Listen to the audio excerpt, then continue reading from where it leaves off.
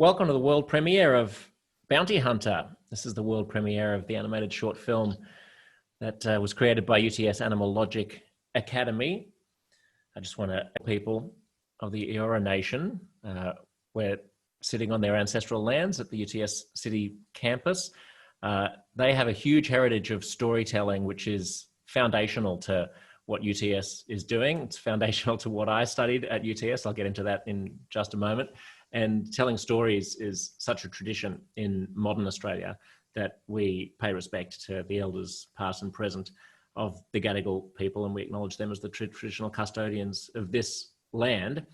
I want to thank you for joining this. It's always a little bit weird in this crazy world to be joining things virtually like this. We would love to be sitting on a stage flanked by a huge movie screen with all of you here, loudly chomping on popcorn and eating ice cream. But this is second best. I hope you're all snuggled in and ready to enjoy a remarkable feat. For those of you who were involved in the production of the film, who are watching, I've got to say a huge congratulations.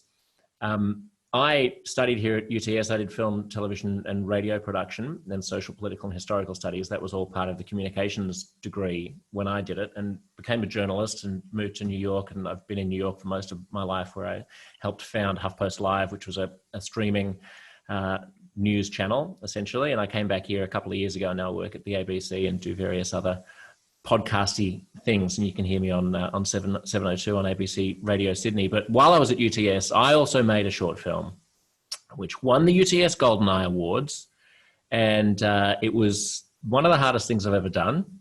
So that was just shooting real live people and dealing with actual physical entities.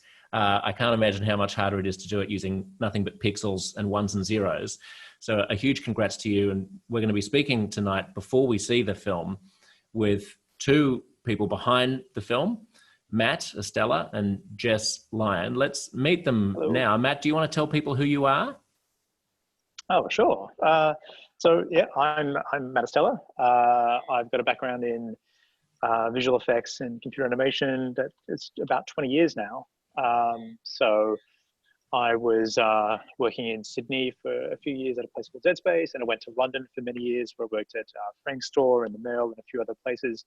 Then came back to Sydney to work at Animal Logic, where I got to work on some great projects. And then I came to the Animal Logic Academy about 4 years ago. So I've done a few things in my career, but these days I'm mainly known for doing effectsy things, so things exploding and splashy fire kind of hoo-ha. That's pretty much all movies are these days, Matt. Things exactly exploding right. and flashy effects and hoo-ha. Thanks a lot. I moved for ruining cinema. You're welcome, world. But it's pretty good fun, and I think it was kind of interesting timing that just as I was getting, I wouldn't say jaded, but a little bit sort of, this feels like it's on a bit of a treadmill. This opportunity came up to come and teach here, and it's been fantastic. Yeah, and so what's your role at the UTS Animal Logic Academy? Right, so my role is I'm the VFX lead, which was we've given ourselves the most sort of catch-all generic title, so no one can pin us down to what we actually do. This feels very much like the ABC. I'm totally at home. Maybe we should talk afterwards. No. So broadly speaking, to do any sort of animation work or games work, you've got, I guess, kind of performance. So you've got animators concentrating on how characters act and think and move and breathe. You've got assets, which is people building all the stuff which you see on screen. And then you've got sort of MISC other, which is technical processes and all this sort of stuff, which would be too hard to animate by hand. And I share some of that workload with some of the other VFX leads here. So I do. So I teach a piece of software that's called Houdini, which is known for doing all that sort of explodey kind of stuff. But I also cover a bit of the games technology side as well.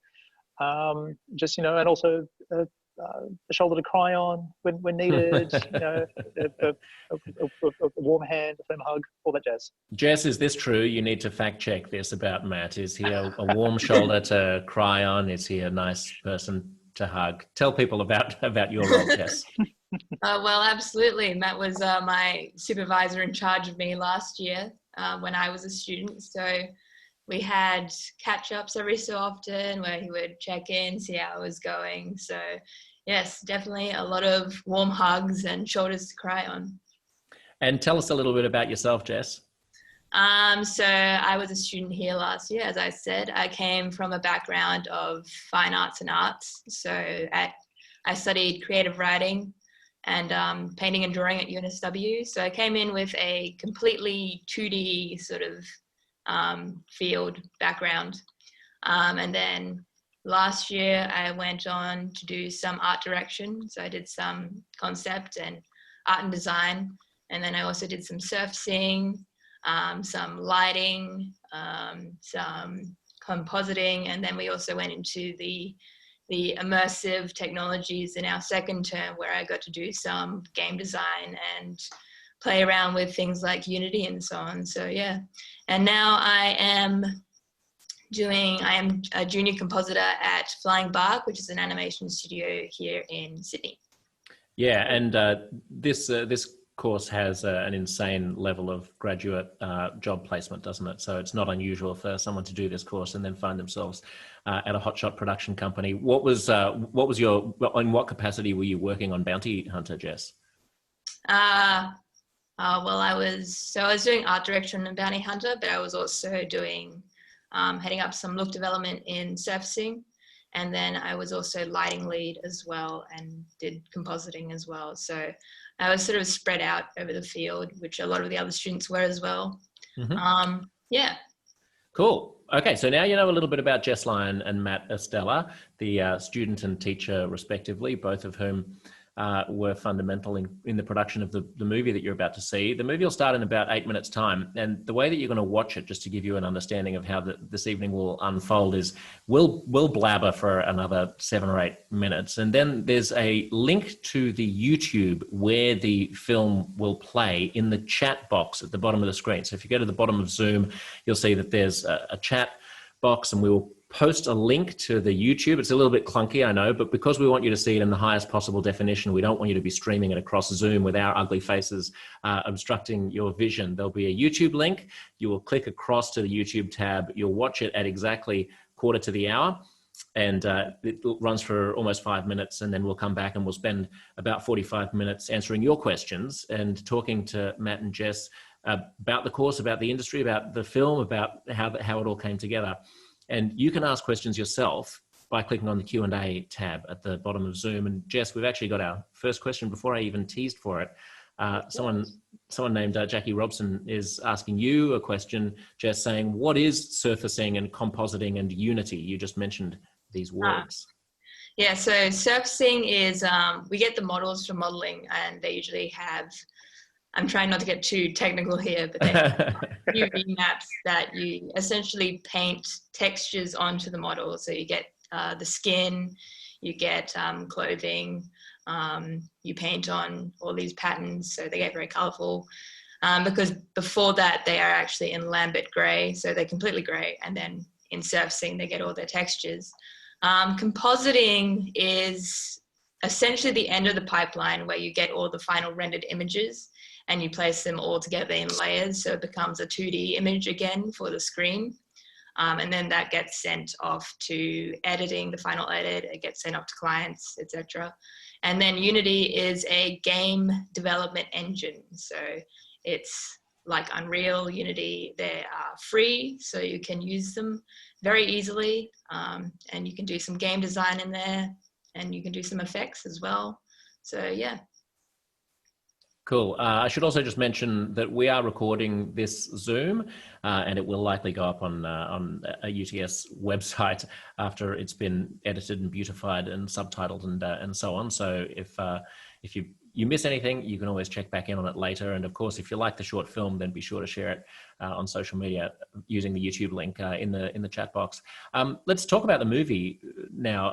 An anonymous attendee has asked a question in the Q&A chat box saying, what are the influences behind Bounty Hunter? Bounty Hunter is, of course, a student work. That's the film that we're celebrating. It was created over the course of a year at the Academy. Matt, do you want to answer that question and tell us what the influences are behind us and how you would describe the film?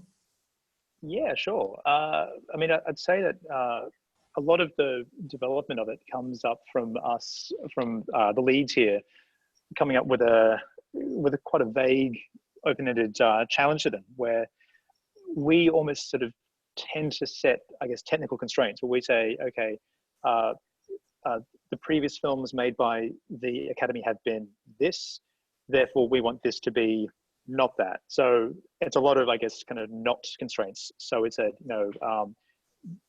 this one, we don't want it to be completely, I guess, dystopian sci-fi. We want this to have, to be about 2 minutes in length. We want it to have 2 characters. We want it to look epic in scale. And so within those really broad, kind of brief outlines, the students come back to us with a bunch of ideas. But I suppose what I guess the students don't expect is that they will come up with a bunch of ideas, and then we'll say, okay, that's a great first pass. Try again, because all of these ideas were pretty average. And the students go, oh, okay. And then they try again, and we go, that's a little better, but come on, try again. And they get used to that constant pitch and repitch vibe. And then we start saying, well, a bit of idea 1 is not bad. A bit of idea 12 is not bad. How about you try and combine those things and pitch again? And we break our students up into little cabals. And just from that, just constant iteration and just revision, and us kind of challenging them more and more, they come up with about 7 quite cool ideas. And this one, it was a combination where I think one of the first sort of insights to what this film was going to be was a bit of, I guess, almost throwaway concept art Jess had done, where we looked at that and went, oh, that's quite a cool, striking image. And almost from kind of starting to ask questions about, okay, what is now behind this image? Because it was a tiny little humanoid character against a giant, sort of really expansive looking, fancy world. And we just start to ask more questions. Okay, who is that person? What is that world? Why is he there? And so it goes. And so the influences almost sort of come up on the fly, where we keep asking questions. The students keep having to panic, provide answers. And as a result, X months later, we get a film like this. Jess, Matt just said that it was your illustration that inspired some of the early innovations for the film. Where did that come from? So essentially, when we became the art and design department, so we were broken up into different departments, the art and design essentially had to look at a lot of references, sci-fi references. So it was a combination of looking at a few things like other sci-fi films, also other art styles, which I thought were pretty cool, and just sort of trying to draw something that was sci-fi within a very striking art style, really. Very colorful is what we were going for. So just trying to use as much color as possible. And very quickly, we've got a question from a Samuel Sue in the Q&A chat box saying, how long did it take to create the film from when this was first outlined to the final cut? In less than 90 seconds, we'll crash into the movie. But Jess, do you want to take that real quick? So it was the entire year, but we did take about 10 weeks after that. It felt like 10 years. Felt like that, 10 weeks out of that year to make our term 2 project, which was the immersive technology one in Unreal. Yeah. Okay, so everybody should open their YouTube page now using the link that's in the chat box down the bottom. Don't close this, because we're only just getting started. After the film, you'll be able to ask as many questions as you want, and we'll have a leisurely 45 minutes in which to answer them. So keep this tab open in your browser, but hop on over to YouTube where the film will begin. I don't have a seconds clock with me, but it probably feels like about 40 seconds time. One thing to watch out for, I'm told that there is actually a visual reference in the movie to a Ridley Scott alien character. I didn't notice it the first time I saw the film. I'll be watching for it this time, and we'll find out exactly about all of that in just a moment. Let's take a look at the movie.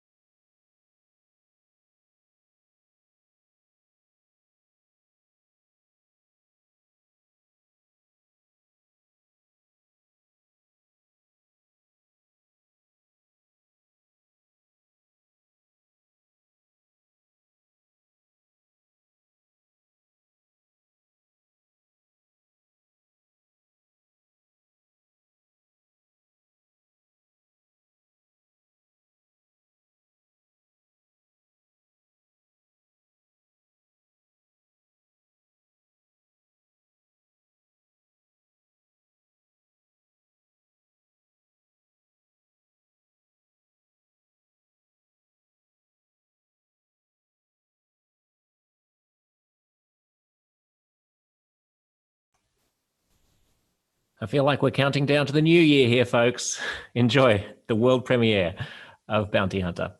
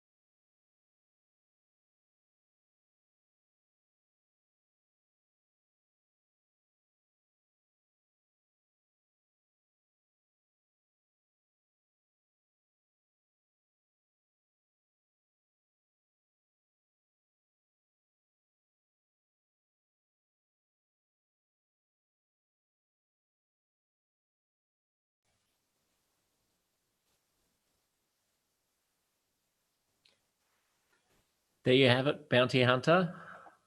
The incredible work of largely students at UTS Animal Logic Academy. I hope you enjoyed it. You can come back to the Zoom conversation now, or you can keep watching it again. You probably watch it again and again and again, over and over again on YouTube if you want. But we're about to have a conversation about exactly how it was created and about the UTS Animal Logic Academy. If you've got any questions about either, please feel free to enter that question in the question dialog box, which is at the bottom of the Zoom screen.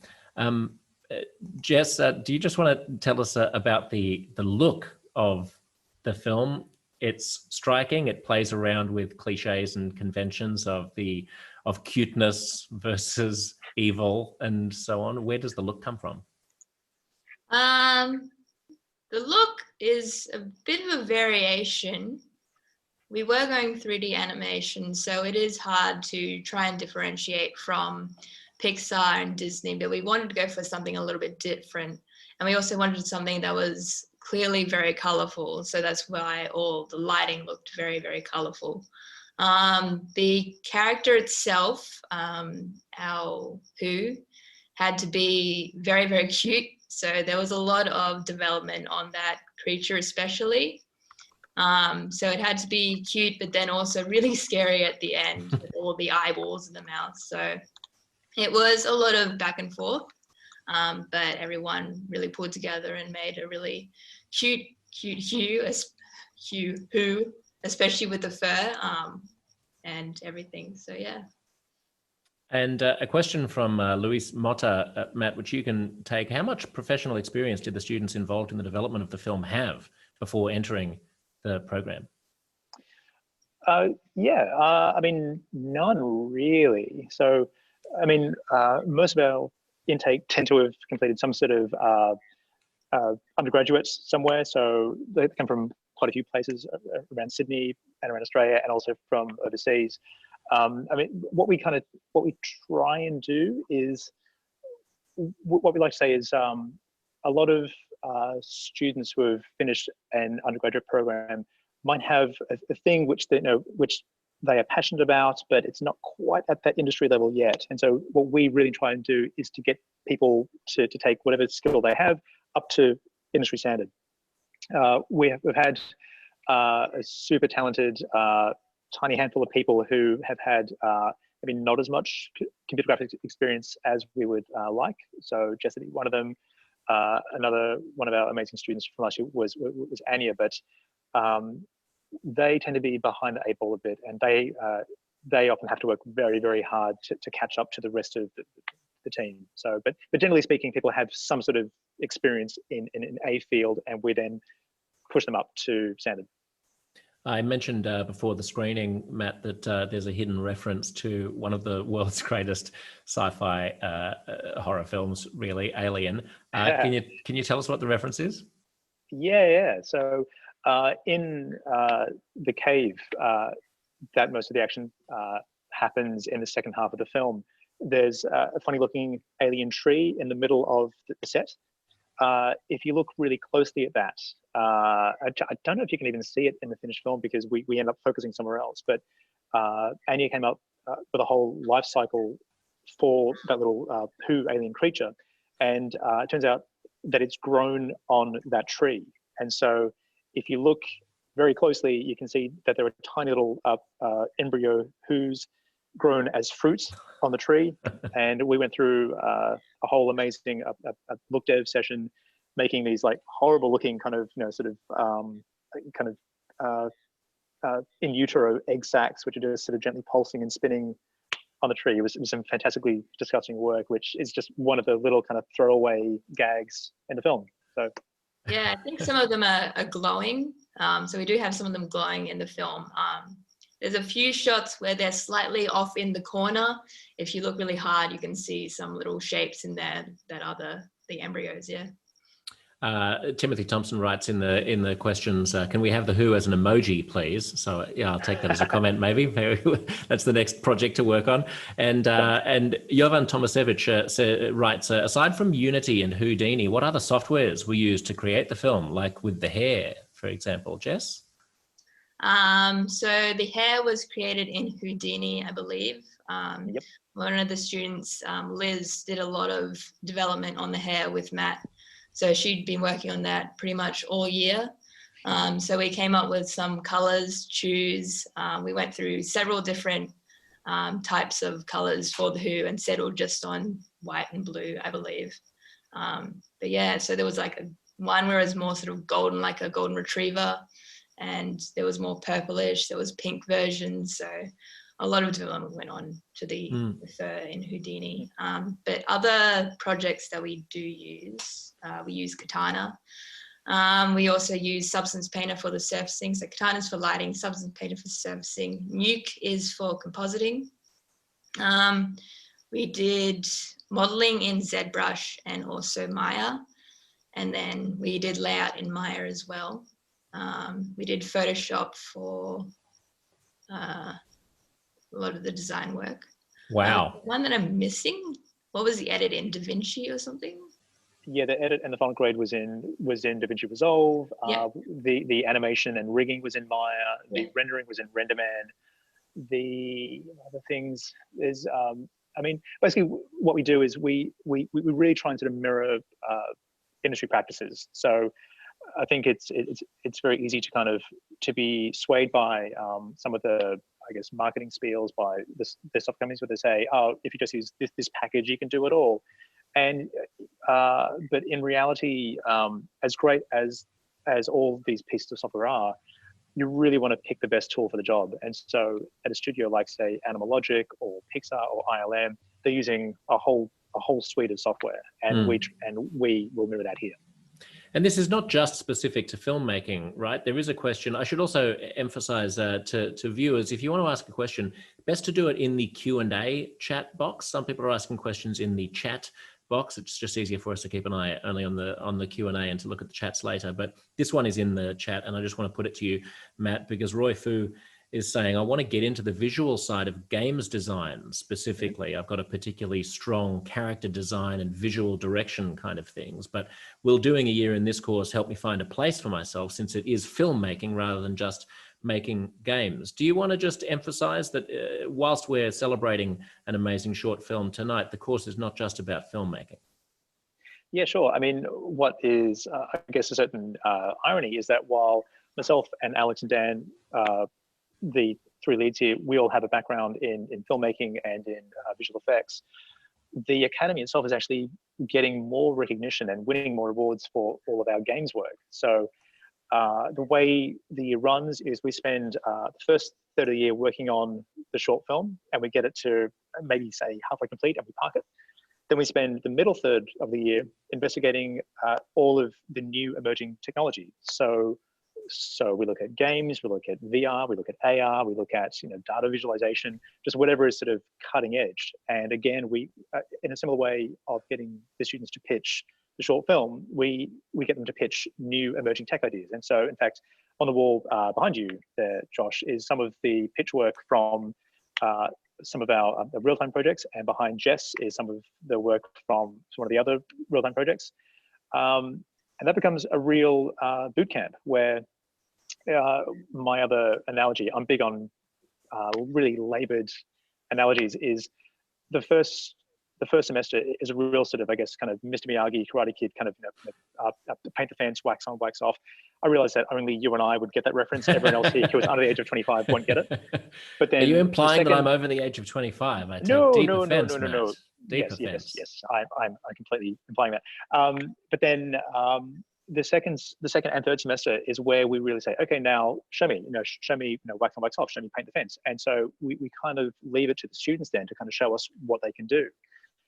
And that gets quite interesting where, again, whereas the short film will be a team of, say, 20 to 30 people, that process of pitching real-time projects, the teams shrink down to maybe, say, 6 or 7 people. And, they all have to learn it from scratch. They'll have to, sort of get up to speed, and they have to learn Unreal at a rapid rate of knots. They have to learn Unity at a rapid rate of knots, have to learn about all this real-time technology to make some pretty amazing game and real-time prototypes, which is really, really cool. Can you just remind people how long the course is and what the collaboration is with Animal Logic? Yeah, sure. And who's eligible? Right. So it's a 1 year master's. So I think normally a master's is a year and a half to 2 years. So we try and compress that into 1 year, which means that we run sort of, we also try and as part of the process of getting people ready for industry, we do kind of simulate work hours. So it's Monday to Friday, 9 to 5. People have to actually clock in and clock out. In terms of the relationship to Animal Logic, so I've heard bits of the story. I was involved in some of the early kind of talks, but from what I understand, a lot of the kind of, I guess, impetus for this was that UTS and Animal Logic are quite friendly, and there were a few discussions being had of pointing out that Animal Logic and most animation studios in the world are desperately looking for people, but they just weren't able to hire a lot of the graduates. They just didn't quite have the skills that are needed. And so because of the relationship between Animal and UTS, the question was put up saying, well, why don't we work together and try and make a course to do that? And that's what this is. So I think we aggressively sort of, move fast, break things, get out of our comfort zone all the time, but we're trying to push everyone to industry standard. And it's pretty amazing where if you sort of compare people's show reels when they come in to when they leave. So this entire industry, like with a lot of this sort of kind of media visual art stuff, it's ultimately based around your show reels. So you would collect a minute to 2 minutes of your best work that goes onto Vimeo, and that is your calling card. And the show reels people have at the start of the year versus the end of the year are just staggeringly, the quality boost is just exponential. In terms of qualifications, in terms of how you are eligible to be here, it's like most masters. So you have to have some sort of undergraduate degree to start with, or a equivalency. I think there are sort of explanations of that on the website. But beyond that, it's again we try and sort of simulate the work environment as much as possible. So it comes down to an interview, and so we will have a little half-hour to 45-minute chat, asking people's interests and what they want to do and what do they want to get out of the year and are they really ready for it. We really want to make sure that we get a team of just super committed people here, and it's working pretty well. You don't have to have done an graduate degree specifically in this field. No, but then the pressure is on then to show why you have a skill that we can push up to industry standards. So I think with it being 1 year and us moving so quickly, we really just don't have the time to get people skilled up from scratch. You just got to be good. Said, you just got to be good. Basically that. Just like in the real world. Yeah, and I'd say that it's good is kind of good is a great benchmark to have, but I think just kind of competent and keen to learn. So yeah, we've had people who have who have approached us in say April, said I would love to come study with you guys, knowing that our intake is in January. We say, okay, can you show us what you have? And they do, and we go, okay, it's not quite there yet, but they've got 8 or 9 months to learn. And so I really think that if you are keen and able, you can get a lot of what you need from the University of YouTube. It's pretty capable of, if you want to learn the basics of how to model in Maya, there's endless YouTube tutorials for that. If you want to learn ZBrush, Houdini, whatever piece of software it is, you are able to learn that online. What we do here is that sense of, again, getting people up to industry standard. And so, we get people used to, regular, sometimes quite brutal, criticism, people working in big teams, working to deadlines, all that stuff, and that's what really kind of separates, I guess, kind of hobbyists from people who are ready to work in industry. Let's get back to the movie. If you're just joining us, we're speaking with Matt Estella, who's the VFX lead at UTS Animal Logic Academy, and Jess Lyon, who's one of the students who worked on Bounty Hunter last year. I'm Josh Sepps. I'm a broadcaster at the ABC and a UTS alum. A lot of people, Jess, are asking something about what a sort of day looks like when you're actually working on a film like this, and what the division of labor is. If you've got 25 or 30 people all working on the same film, what are you doing? So sorry, I got booted, so my video is not working yet. But Okay. essentially, because we're divided across departments, a lot of people working on different things all at the same time. Hang on, let me just get, okay. There you are. Yeah, so a lot of people working on the same, different things at the same time. At the start of the year, we start with proficiency tests. So we have a week of just like mapping out how proficient we are at different things. So one day we might be doing proficiency tests on coding and on compositing. Another day we might be doing proficiency tests on modeling and animation. But essentially that is it's just a bar that sets us at the beginning to see what we're good at. But we can also tell the supervisors what we're interested in pursuing. But essentially how we go and what we're interested in just sets out what we're going to work on throughout the year. So at the start, when I was in art and design department, there were people in the story department doing storyboards, figuring out the edit. There was also people in previs and layout. So they were laying out all the 3D assets in a certain way so that we could see how the story would progress in a 3D environment. And then throughout the end of the year, because we had 2 different projects going on. So we had half the studio working on the project behind me, which was Sabakwa, our immersive technology one. And we also had half the studio completing Bounty Hunter. So that was lighters, compositors, and effects as well. So essentially a day, 9 to 5, you're just working throughout the day, and then you have a dailies during the day. So you have to submit stuff into review during that dailies. Then you get feedback from the supervisors. Is it working? What do you need to change? And then you take that feedback and you work on it.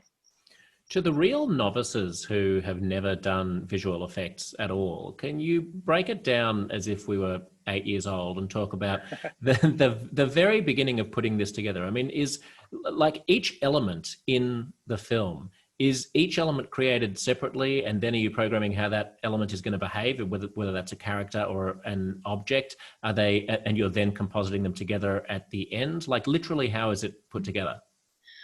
So we actually had a producer last year, Addie. She broke down every single asset and every single task that we had to do into tasks that were given to people. Some of these tasks had to be modeled, and then some of those models had to be rigged. So they had to have a skeleton put inside it to be animated, but not every model.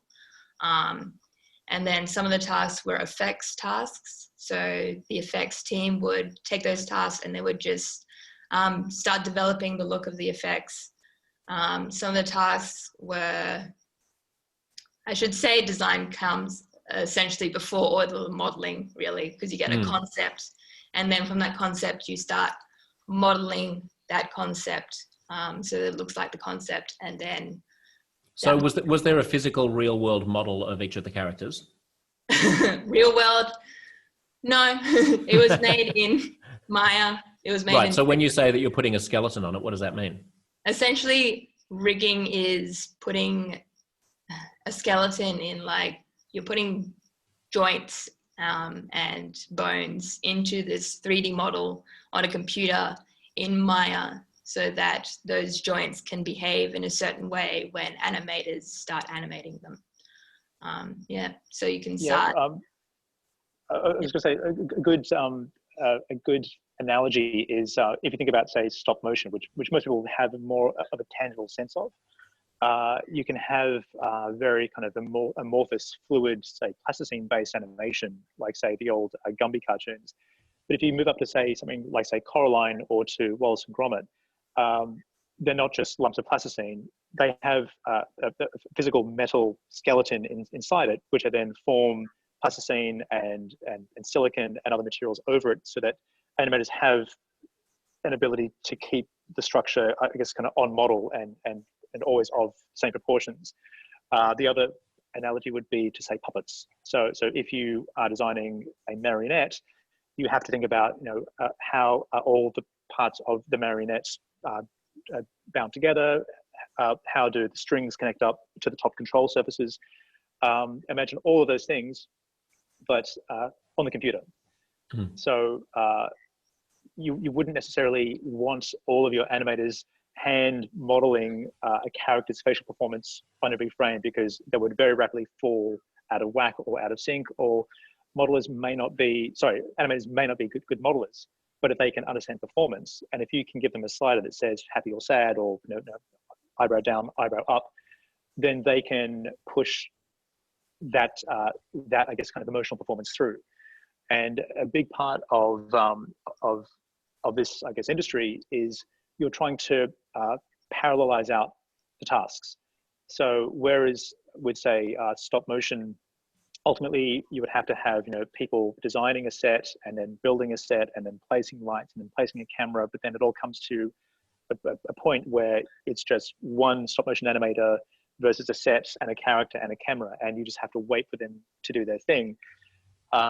Computer animation tries to be more efficient. So wherever we can, we try and parallelize out all the tasks. So we'll have design running concurrently with people modeling, people animating and stuff. And then more to the point, it is a iterative thing. So whereas say with stop motion, once you capture that performance, that's done and it's locked and you really don't want to reopen it again. With computer animation, we just keep going back and we just keep polishing and we keep doing it again and again and again until it looks right. And so, people I think often get slightly alarmed by the amount of times we do redo things. So say for the main Who alien character, Liz Haddonfield, who was in charge of the fur, she redid the fur. I think in the end we got up to about version 170, version 180 over the year. Some of the shots. So for a little 3-second clip, animators would get up to say version 60, version 70. I mean, it's just endless refining and refining and refining. It's amazing. I don't know whether it's a good or a bad thing to be a perfectionist if you're in an industry like this, because you'll just never finish anything. There's always one little tweak that I can make just to make it a little bit more perfect. We've got a question from Ian Lade, which is more of a comment, but it's worth reading because it's a testament to just the intensity of how much one learns at Animal Logic Academy. Ian says, just wanted to say thanks to Animal Logic Academy. I stepped out of the course after finishing Bounty Hunter and went straight into a job at Luma Pictures. I can testify to the massive level up in my skills and my show reel. Plus, it really does simulate working in a professional film studio. Highly recommended. Jess, you came into the Academy just over a year ago, and your background was in fine arts and 2D illustration with basically just a knowledge of Photoshop, but not of 3D or digital virtual effects. Now you're working across a whole range of animations, including Bounty Hunter. How do you find working in 3D? Animation versus 2D? 3D, I would say that I think it wasn't really challenging to learn the software so much. It was just, you just have to have the right attitude about it. You just have to keep pushing. Plus, ALA always supplies a lot of good tutorials, and we also have supervisors here who are willing to teach you pretty much anything. So again, with Matt and Houdini, he just sat down all the effects artists pretty much every day from day one, just taught them Houdini stuff. But you do get the same for animation, you do get the same for lighting, you do get the same for surfacing. So essentially, I don't think working in 3D is too different from working in 2D actually. It's just another dimension to the space.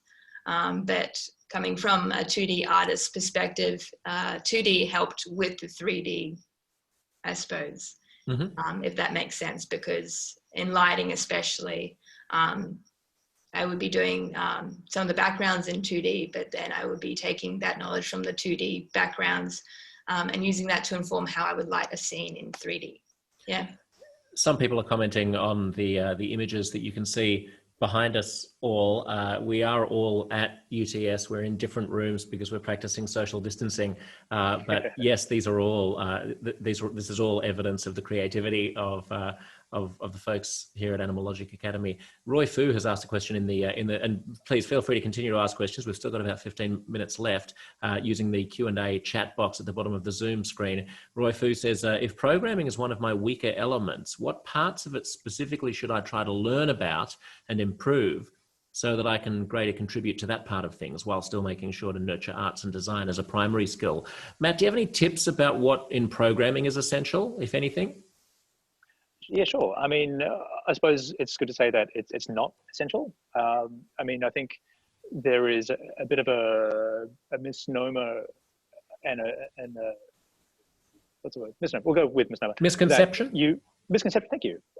That you have to be an amazing, concept artist, modeler, rigger, animator, servicer, programmer. No one is those things. I mean, that's just impossible. What we tend to do is one of my sort of labored analogies / cheesy one-liners is to talk about the specialist generalist.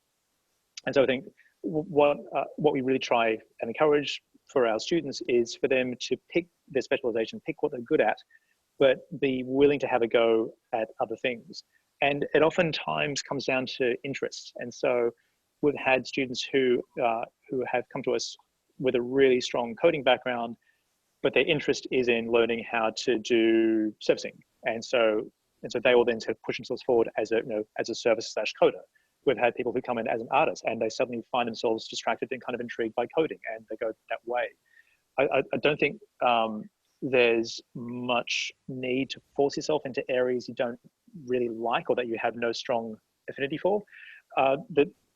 Getting into the games and the real-time side is slightly different. It does help to know that stuff, but really, I think keeping it relevant to you. So I think if you are primarily an artist and a bit of Maya and a bit of Substance, and you try and pick up like a super dry, how to code in 14 days book, you're going to get nowhere. It's too hard.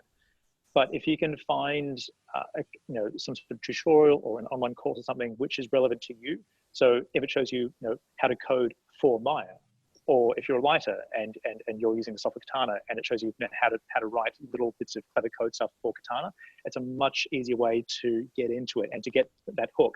Because once you learn that at a base level, you can then sort of expand out and you go, oh, well, I've learned coding inside Katana. Well, I'm going to learn coding for Duke and then for Maya and then for Unreal, and you can build up and build up and build up. Yeah, and Google is your best friend in this sort of thing. So like Unity, Unreal, pretty much anything. So coding, a lot of coders I know just Google things. I did a lot of Googling for the term 2 projects using Unity, Unreal. I was just like Google all the time. Did the same for Katana and Substance. So yeah, pretty much just the internet is there and you got to use it. And how necessary is technical expertise, Jess? Because Timothy Thompson has asked a question saying, to create such a movie, how much of an artist do you need to be and how much of a computer geek? I guess it's about 50-50, wouldn't it be? Yeah, it's pretty much, you got to enjoy films, you have to enjoy games if you want to go into games. And then if you see yourself as an artist and you have worked as an artist, you've worked yourself up doing the things you love, like drawing or modeling or anything. You just have to, essentially, it's all about interest, because interest will be the driving force to teach you the programs and everything else. Like you can't really teach someone interest. It's something you have to have the passion first. So the passion is the most important part. It's true of any creative field. Matt, did you want to jump in there? Yeah, I did. Just what I wanted to say as well is that I think, again, it's very easy to fall under that misconception, good word, thank you, of that you have to be a really strong technical person and a really strong artistic person for this. The reality is that it is a spectrum. And so, right down one end, you've got, super artistic people who are working in, say, art department, and they're just doing nothing but, painting on canvases and being super arty. And right down the other end, you've got, say, research and development, which is, full-time coders doing amazing stuff, making, maths and numbers whiz through the fingers. But there is a huge amount of roles in between. And so you can pick whatever given ratio of that sort of artist versus coder role, and there is a slot for that. And so say if you are an animator, you are primarily focused upon a performance, but you need to know, a little bit of, a little bit of, computer animation and the technical tools under the hood to be able to be efficient. if you slide a bit further the other way, if you are, say, a surfacing artist, and especially if you are doing some of the more advanced surfacing materials, well, you've got to be more, say, a 50-50 split. And that continuum goes right down to being a coder. So again, I think it's very easy to start to self-harm and go, oh, I don't know coding, or oh, no, I'm a really terrible artist, I'm never going to make it. No, if you can work at just any kind of ratio within those two fields, you can generally find a role for you in this industry. I want to talk about the broader context of this whole industry. Australians punch well above their weight in creative fields, certainly in acting, and we're great filmmakers. The animation and visual effects industry, specifically in Australia, has just been going gangbusters in recent years. A lot of Hollywood studios are bringing work to Australia as well. Do we know why that is, Matt? I mean, the blunt fact is money. With the Aussie dollar being very, very poor against the US, and with it just makes it cheaper to do things here. But there is also a recognition that there are a lot of studios in Australia who can do world quality work, and so Animal Logic has won Oscars for their films. With Animal Logic is constantly recognised for its amazing visual effects work, but there's also Luma in Melbourne, and Method, and Plastic Wax, and there's a ton of studios, and Flying Buck especially, just doing amazing quality work. The other side of it, in terms of like right now, what I think there's a sudden spike in interest here is the other kind of blunt, uncomfortable truth is COVID and how we handle it here. It looks like we are sort of opening the door to productions earlier than is possible in the States, and so Netflix still have to get work done, and so productions that would have otherwise not been shot in Australia are coming here. I mean, that'll be good in the short term, but Jess, I think this is a longer term thing, right? I mean, before COVID and before a weak dollar, Australia was still this was one of the industries in Australia that had a stratospheric growth rate. Are you optimistic about the future of the industry?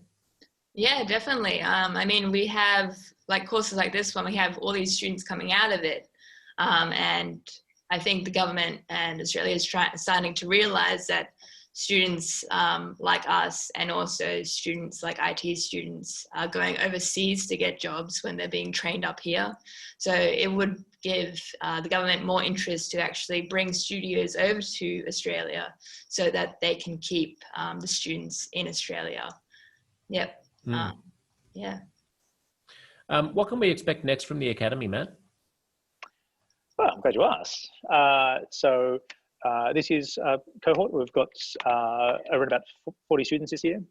And can I also just interrupt, because a lot of people are also wondering what the situation is this year. You mentioned COVID, but I've got a question from Jackie Robson saying, has the COVID lockdown meant that all Animal Logic Academy students are working from home? And if so, how does it work with accessing or using the different tools and platforms that you need? Has the lockdown time dramatically slowed down the timings for delivery on the work of the students? Yeah, good question. It was... we were under a similar kind of, what's going to happen? Won't we shut down or not? And then we got the word to say, okay, everyone home. Luckily, we have a pretty amazing IT team here who, with 1 week's notice, managed to go from basically nothing set up for working from home to having the students all be able to log into their workstations from home. And we were kind of setting up, I guess, contingency plans amongst the leads. Don't tell the students this, but we were kind of saying, we might have to, lower quality or shorten the film or limit the scope of it. We haven't had to do it. The students turned out some amazing work, and we're just trucking on business as usual, really. So I think, and that has continued through until now. So it's quite funny if I could risk lifting my iPad to show you, but we've got a room full of workstations here, and during the day you see all the monitors flashing and blinking, which is all the students logging in from home and doing the work.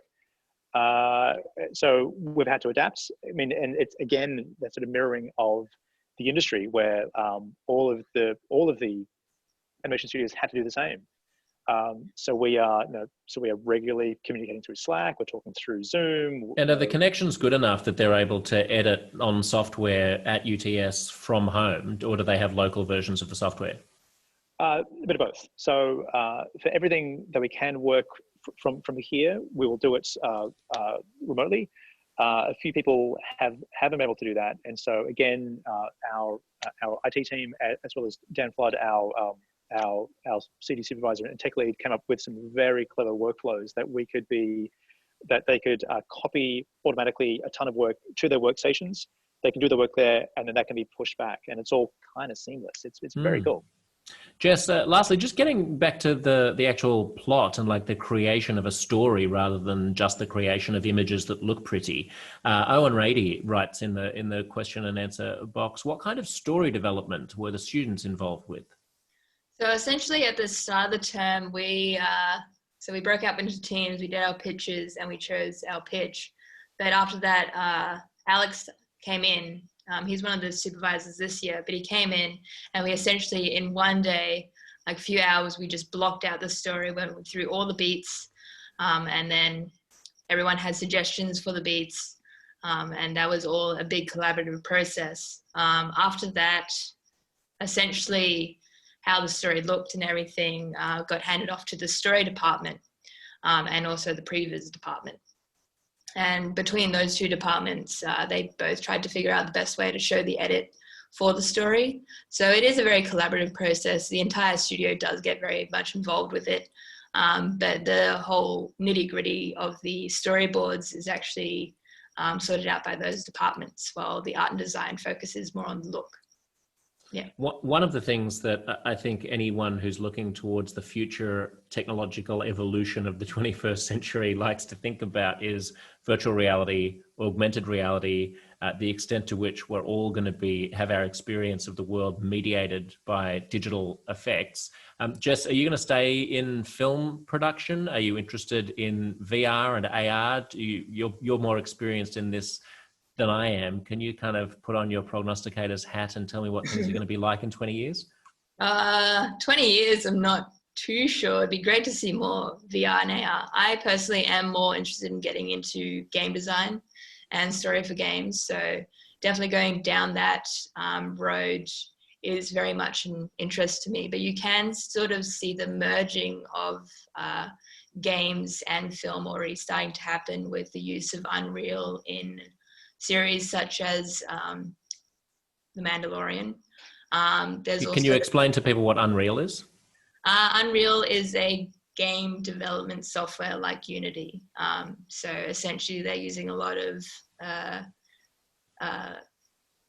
real-time cameras in Unreal to do a lot of shooting. So that's been happening on The Mandalorian. They've also been using backdrops in Unreal in The Mandalorian as well. And Unreal also released the new trailer for Unreal 5, which is clearly showing that they are also thinking of going down this film and TV road as well, with the implementation of ZBrush figures into an Unreal scene. So ZBrush figures have a lot of polys, they're very high poly. They can slow down games quite a lot, but I think Unreal is trying to become more powerful to allow that for film and TV. I mean, even in gaming, aren't we going to be consuming our games through virtual reality in the future? Yes, I hope virtual reality does become more of a thing, more affordable, definitely by the general public. I know Alex, which is a VR game, Half-Life Alex came out recently, and they've been doing some really cool things with just interactable objects in VR. So I definitely can see a future where VR and AR become more involved with our everyday life. Yeah, Matt, what do you think? What's your prognostication? I think it'll be a bit of everything. So, if you cut your mind back to when TV first started to have a lot of influence in the 50s, and there was a lot of doom and gloom, the sky is falling, TV is going to ruin film and all that kind of stuff. But it wasn't that. It was both. There was room for both experiences, and then when video games arrived on the scene, it was a doom and gloom. Oh my God, TV's going to die and film's going to die. No, there was room for that as well. when all the online streaming services kicked off, just recently, still people are saying doom and gloom, film is going to die. No, it's still around. I think VR and AR is going to be exactly the same thing. It's just another screen. And, there are things which work great in VR. There are things that work terribly in VR. In just the same way that things were great in games, terrible in games, great in film, terrible in film, great in TV, terrible in TV. But in terms of the kinds of pursuits that young people should think about skilling themselves up for, it's hard to imagine that anyone would want to sit in front of a computer and a webcam the way we are now in order to interface. If in 15 years' time, it's affordable for us to just be sitting at home with a VR headset on, and for it to actually look like we're all in the same room, and for people to be watching the film as if they were in an auditorium. Absolutely. And I think what is sort of interesting to keep in mind with all that is that no matter what the base medium is, film, TV, game, VR, AR, the tools to make stuff, to actually push pixels onto those screens, it's all the same stuff, like Maya, Houdini, Renoman, Katana, whatever it is. It will always be the same tools used to make stuff for those things. And, the number and volume of the screens is only going to multiply. So I think there's always going to be pretty big demand for people with these skills in this industry. Excellent. And UTS Animal Logic Academy is the place to get skilled up for just such an industry. Thanks to everyone for being part of this and for joining us. And a huge congratulations again to everyone who was involved in the production of Bounty Hunter. If you want to learn more about what's going on at the Academy and where a career in animation and visualization might be able to take you, join us in a couple of weeks at our upcoming session. It's called Intergalactic Worlds. That's the screenshot of it there, International Careers. It'll be on July 2nd, and we're going to talk all things global with Matt and also with Ben Skinner, who's the technical director at Canada's Tangent Animation and a former student at the Academy. We'll be sending out invites soon. So keep up to date with tips and tricks and get inspired by the Academy's latest projects by following all the social channels, checking out the Academy's websites. There are the social channels there. A big thanks and congratulations once again. And thanks to Matt Nastella and Jess Lyon. I'm Josh Szeps. Have a great night. Thank you.